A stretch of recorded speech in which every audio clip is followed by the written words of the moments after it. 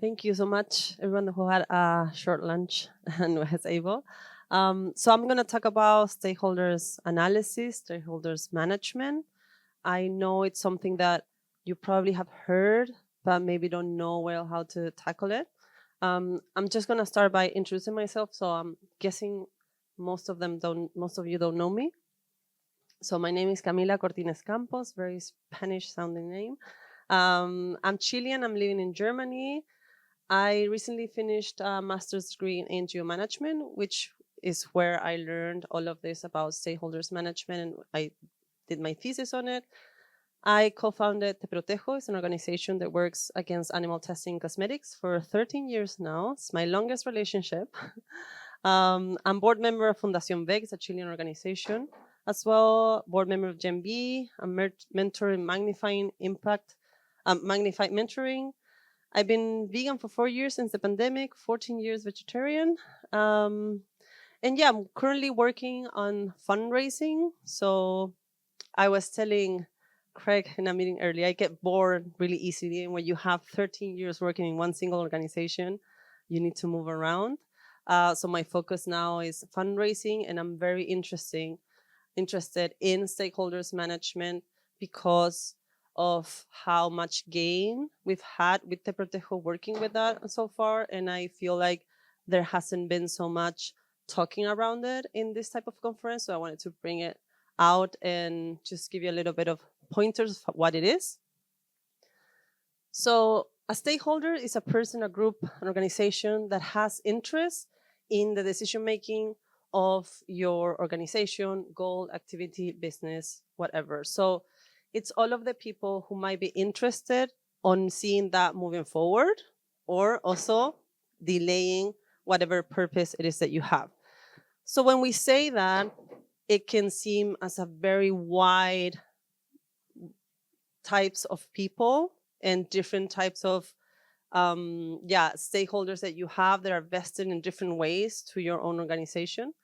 And when you're pursuing the goal and to change and to do a systemic change, many different strategies you can develop, but if you're not including the different stakeholders, that can be a lot of wasted energy and a lot of wasted money. If you're trying to push forward and you don't have other people pushing forward with you, and even you have people pushing back, it can really delay whatever it is that you're working with. So you have to really pay attention on all of your stakeholders, how they're being managed, who are they, in order to get them to push forward with you, and it will be easier to reach your goals, right? So defining which ones are relevant, which ones are key, which ones are helping you, which ones are not really helping you, which ones have no idea who you are, is basically stakeholder analysis. And then the next step is managing them and strategize them around them. So why is this so important? You keep an eye on your opponents. If you have high-ranked key stakeholders, they have no idea who you are, or they know who you are and they're really against your goals, it's very important to know how they're moving, where they're moving, who are they connected, who are they talking to. Strategic money allocation. Basically, you put your money where the groups of actions that go towards your key stakeholders. So you can be spending a lot of money in campaigning for a group of people that are not going to be the keys that are going to move your goals to the next stage. So basically, you're wasting your money and your energy in areas that might not get you there as fast as some others. So you push all to the same direction. We had the experience at some point that different stakeholders from Te Protejo were asked about the bill in Chile, and every one of them answered with the pitch that we gave them at some meeting at some point. So we all had the same speech. Us, as the NGO, the politicians, the Chamber of Commerce, the people and brands, consumers, all of them said the same things in the same structure that we introduce them. This is my third language, so I'm a little bit confused. So we all push to the same direction, and it makes sense. It sounds like we all know what we're talking about. You didn't know what you were talking about. We told you what you were talking about, and then you said it, and then that's fine, it worked. And then you're on the issue because of the same reason. Anyone mentions your area, and they're going to be like, oh yeah, this organization, we've heard about it. We know what they do. we all are like friends in this surrounding, and people who even might not be so forward to your goals know who you are, and that's very, very important. So I'm not gonna make this very long and boring, because it's a lot of methodology and it's a lot of writing and it's a lot of database. So I'm just gonna sum it up to 3 phases.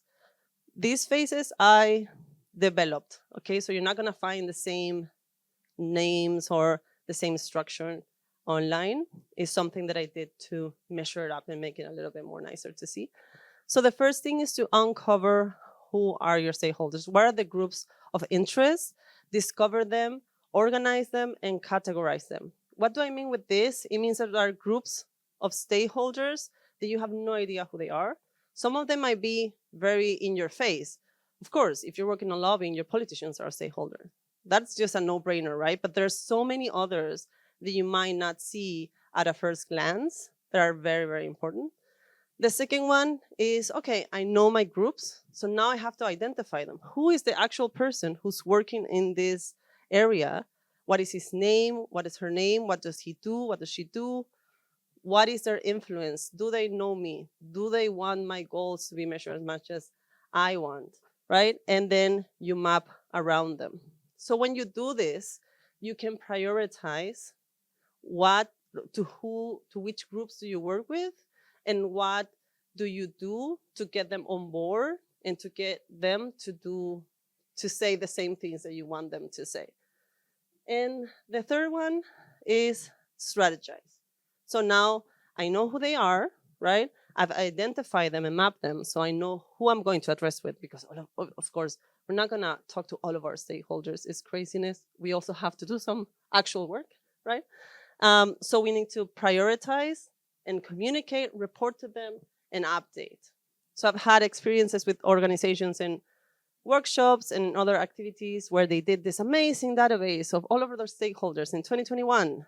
And now it's 2025, and that whole changed. All of those human persons that were there are now longer working on those fields. They don't have those positions anymore. They changed. And because I didn't follow up, I don't know where they're working now in a higher rank position. That could have been interesting to know before in these 4 years. Or maybe now they changed to another company. Who is replacing them? No idea. That database today is absolutely worthless, right? And that's a lot of time that we spent for years that right now, because I didn't update, I cannot use that anymore, right? So I'm going to explain the phases a little bit. I apologize because I'm sick, so I can breathe so properly. But the first one, like I said, is uncover. So how do you do that? You go from big to small. You go from groups of interest first, like what are the whole areas? Okay, politicians, consumers, da da da da. And out of those groups, I organized and defined what are the actual stakeholders. Okay, politicians, but which groups, from which areas, like Ministry of Environment, Ministry of Farming, like what are the different specified areas of people that I'm interested, or they have some vested interest in the delay or the increasing and fasten of my goals. And then I have to categorize them. So these 2 categories are very straightforward. One of this private, civil society and state, and the other one is how key this stakeholder is for your goal.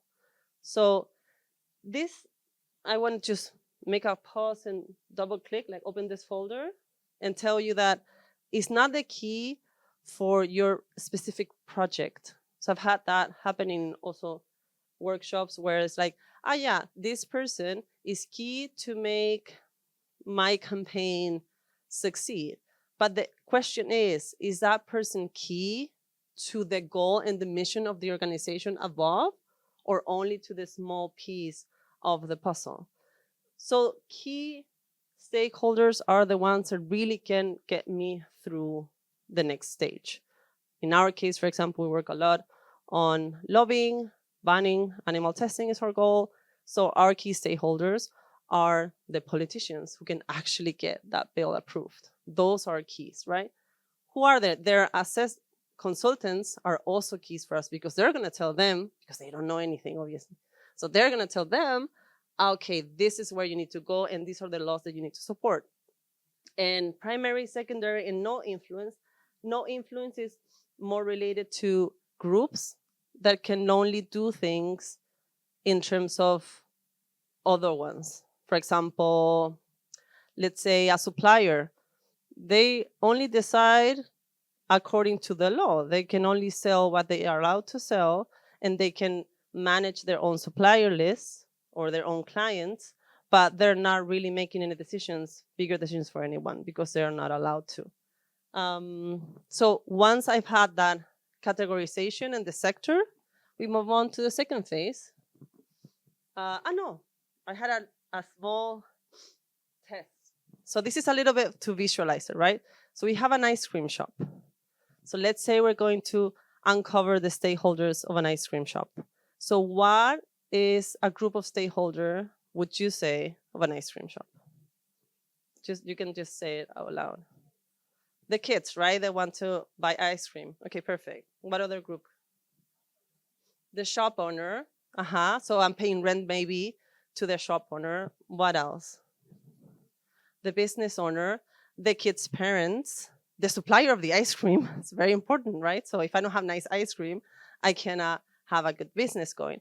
Maybe the other businesses around me, maybe they can support me because they have, I don't know, some other connecting business. Maybe they have a restaurant and I serve the ice cream and dessert. So I can set up the groups. And when you think about this, which is so simple, it kind of like gets in your head very easily, right? You have consumers, you have suppliers, you have the renters, and you group them. But when you have an organization that runs in many different areas, it's a little bit more harder to identify because they're not ice cream shops. It's not so straightforward. I sell ice cream. What if I sell 5 other type of things? Now it's increasing because I have 5 more suppliers.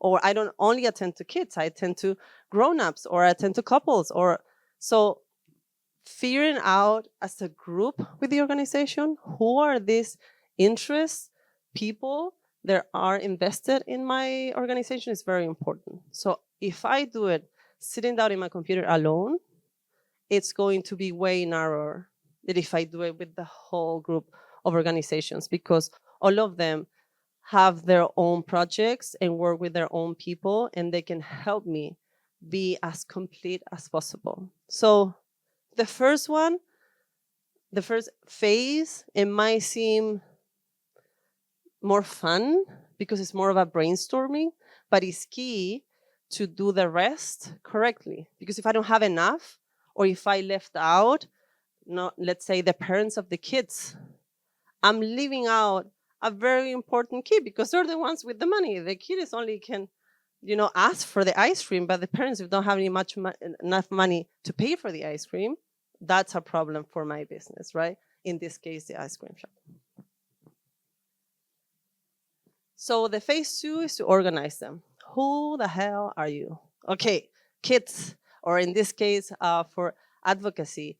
Okay, groups of this ministry. Who are they? What do they like? What is their LinkedIn? What is their name? What is their hierarchy? Who are their friends with? Who do they meet? As much information that I can get together to individualize my stakeholders, I can manage them better because I get to know them, right? So if I have lobbying, if I have to do lobbying, and for people who work on lobbying as well, it's so much work to meet all of these congressmen or congresswomen that having them identify from before and knowing what are the things that they support usually is going to make my job easier. So I don't have to meet 200 of them. I can just meet the best 20 that I can because I know that they're most likely going to be with me in my goals and what I pursue.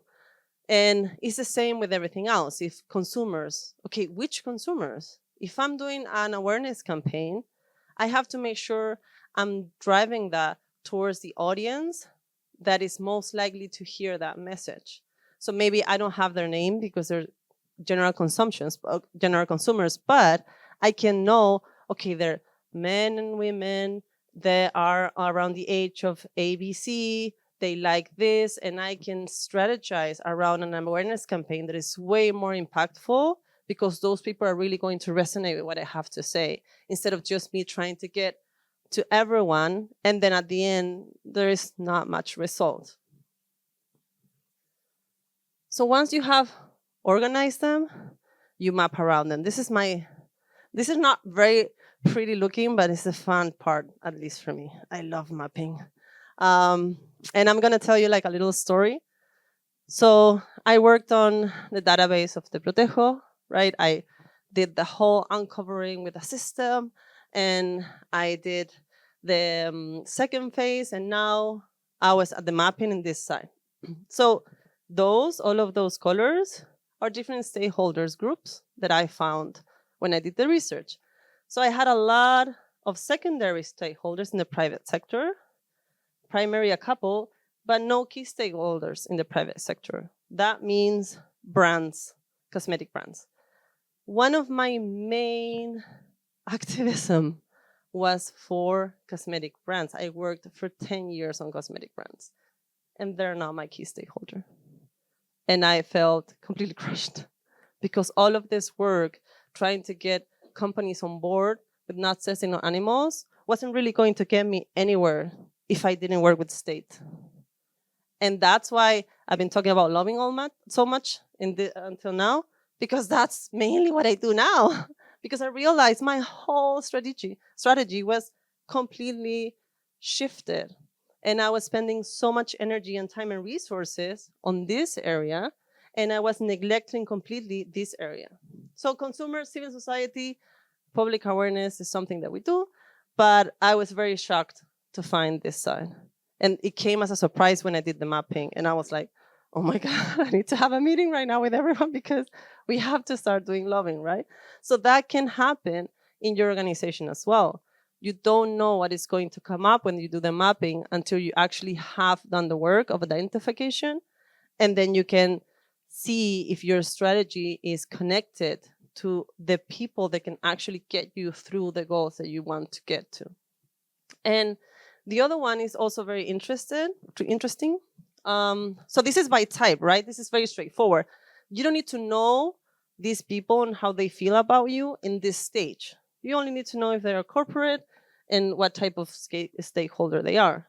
But here, it gets interesting in a way that you need to get them identify and see how they feel about your project and how they feel about your goal. So for example, I did the same idea right from here.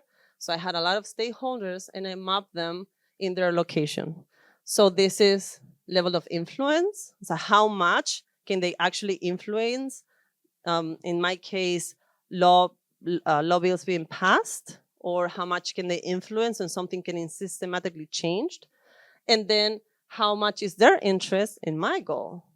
So how much they want me as an organization to succeed in whatever it is that I have as a goal.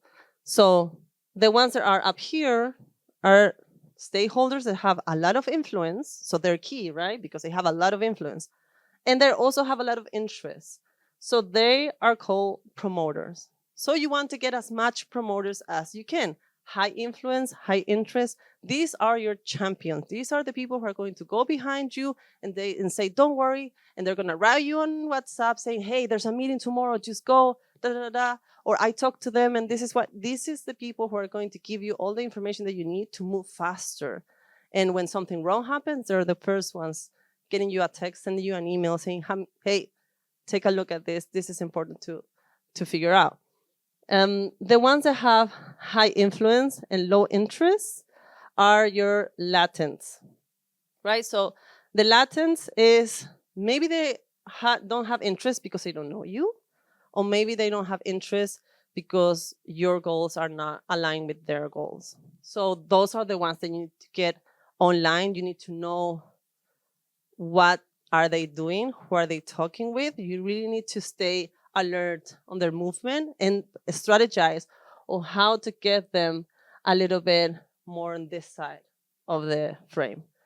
And then you have apathetics, low influence, low interest, and then you have defenders Defenders can be other NGOs, for example, that have high interest in your goals, but they cannot really influence as much as you do, and they're not within this area of your organization by type map.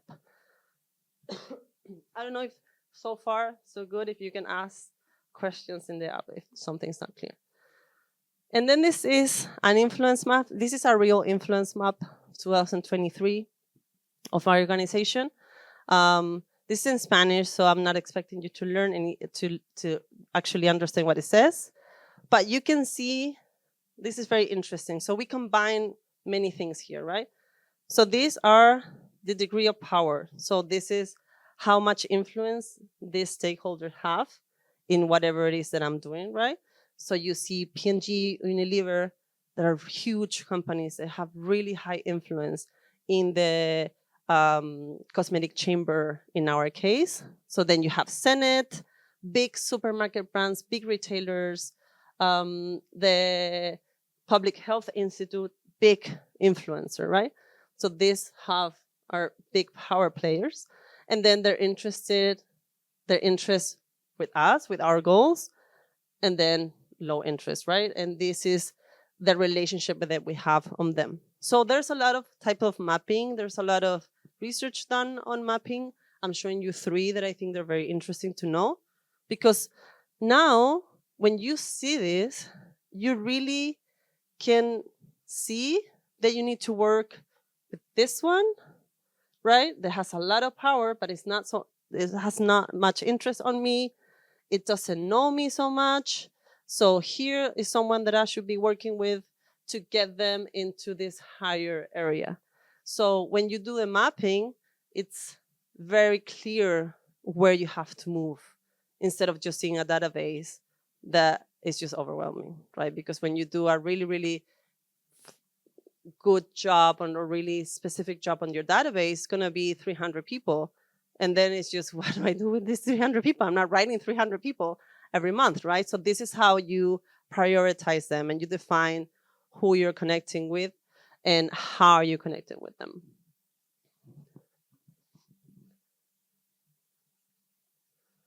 So phase 3, the last one and the most important one, if you did a good job on phase 1, is to prioritize. So we have this database of 300 people now. Okay, I'm not going to write 300 people. We don't have capacity. We also have to actually do the work of getting our campaigns set up, our keynote lovings meeting, and everything done. So first, we prioritize. In our case, we only work with key and secondary stakeholders, for example. Then you define groups. What are the groups of stakeholders? If where I'm going to work directly with the parents of the kids of the ice cream shop, or I'm going to focus on my environment to be the best for my ice cream shop, right? So what are the groups of stakeholders, the types of stakeholders that I'm going to address with? So in this case would be state and key stakeholders, or civil society and secondary, for example. So then I have to plan my communication strategy. Wow, I'm really good at talking. I thought I had more time. But this, I'm finishing soon. So this is then the communication strategy. Okay, perfect. I have them. I know who they are. These are the groups. These are the priorities. How am I going to talk to them? I cannot WhatsApp most of them. Some of them are consumers. Some of them are politicians. Some of them are other companies. If they're against my goals, I'm not supposed to just report to them, hey, we're doing such a good job on doing this thing that you don't want me to do. There's different types of communications with different types of stakeholders and their relationship that they hold to me. If they don't even know who I am, I cannot just send them an email. Probably I'm going to get ignored, right? So I have to strategize on how I'm going to communicate to these different groups that I have just prioritized. And then you do reporting on them, letting them know that you exist. Maybe you have 1 meeting, 2 meetings. It's important for them to see that you're actively working on it, and to see that they're part of this community. So that's what it ends up happening, that you create this community of people that feel engaged to you and they'll feel part of what you do. So to make that something that lasts in time, it's very important for them to actually feel, yeah, me and Te Protejo did this, and I am part of them. I know what they do. I know who they are. I'm part of this whole goal and this whole community. And that is very important, because if you have a champion in line with you and working for your goals, having them being part of your organization by reporting and being the first one they know that I'm launching a campaign very soon, that makes them feel part of it. And that is very important. So if you have something important happening, like a campaign, they should be the ones knowing first. The people who are donating to you, the people who have been writing with you, the people who are your key stakeholders and they're your champions in terms of interest, they have to know before everyone else's, because they need to feel they're special and their contribution to your cause, it's very making an impact. And if they're a key stakeholder, that is really what is happening, right? And then update. So it doesn't happen to you the thing that happened to this other organization, that they have this amazing database for 4 years ago that is completely worthless now because it wasn't updated. People move around. I would say, I'm 38 now. Things are very different in terms of work as they were 15 years ago. People move around in their work, in their job position all the time. I see that people don't last over a year and a half in a position. So before, it was easier, right? This is the head of marketing of whatever. This guy will stay there forever. 10 years going to be working in this company. That is not the case anymore. So when you have someone who has been your champion in something, it's very important to follow up, to track. And when you report, they're going to tell you, oh, no, I changed jobs and I'm working in this other thing, or now I'm working in this other ministry. Okay, how can we work together in this new position? If you don't report, you don't know. You cannot update, then you lose the people, and then you lose all the work that you've done until this point. And then this is just a little example of an impact. So we've been working with stakeholders management for, I would say, 5 to 6 years. We've been 12 in general. We banned animal testing in Chile and in Mexico within 5 years of lobbying. So people who work on lobbying know that that is really, really fast. It was very impressive. And that is because we just changed our strategy and we started focusing on lobbying instead of focusing on companies. We still do that, but it's less strong. We are the reference for Latin American cruelty-free issue. If you mention something about cruelty-free to people in big cities, let's say our main countries are Chile, Mexico, and Brazil, Te Protejo comes up. Te Protejo comes up in Google. Te Protejo comes up in conversations. They've seen our logo everywhere. So we've managed to get our organization and our issue installed because we've been working with those stakeholders for so long now. And last but not least, we have less than 10% of rotation. So I just mentioned, right? Everyone is changing every 1 or 2 years. Our people have, you come to the Protejo, you don't leave. That's why we say we have volunteers turning 12 years with us. 12 years as a volunteer, or paid staff that have 13 years working with us, almost as much as I have when I founded the organization. Why is that? Because they're a key stakeholder. They get reports. They are part of it. They belong to our community. Tax ends now. I love it. So tax ends now. And that was the last one. So thank you so much. I rushed through, but I talked quite a lot. If you have any questions in the app or no time for questions, let me do. Okay. Okay.